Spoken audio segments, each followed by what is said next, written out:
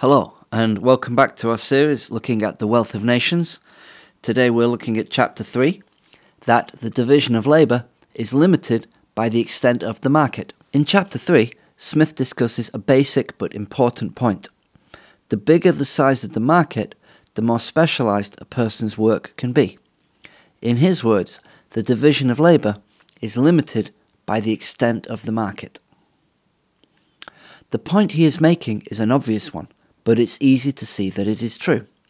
In a big town or city, more people can use a service or product, so there are opportunities for jobs which do not exist in more isolated or rural areas. A big city can support shoe repair shops, key cutters, tanning salons, and all kinds of services.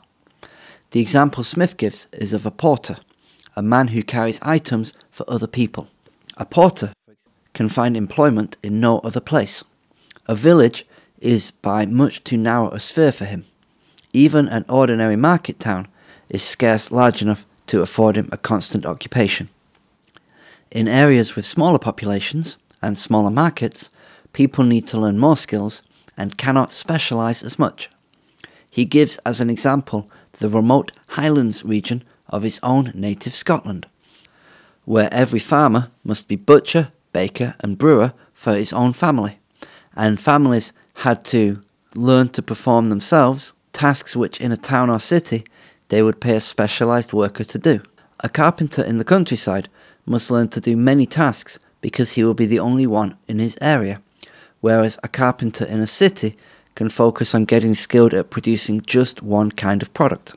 One of the best examples in the modern world, showing his idea of how the size of the market controls how specialised a worker can be, must be YouTube itself.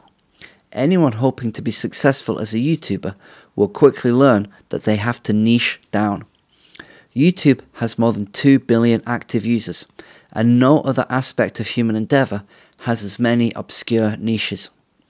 Smith ends the chapter by looking at the importance of access to transport, and water in particular, since transporting goods by water then, as now, was the cheapest way. He notes that it is by trade along rivers, or by being on the coast, that societies have grown wealthy, and that the size of a market will be limited by its access to navigable rivers, canals or coastline. To Smith, these differences largely explain the different rates of economic growth and technological progress. This still holds true today.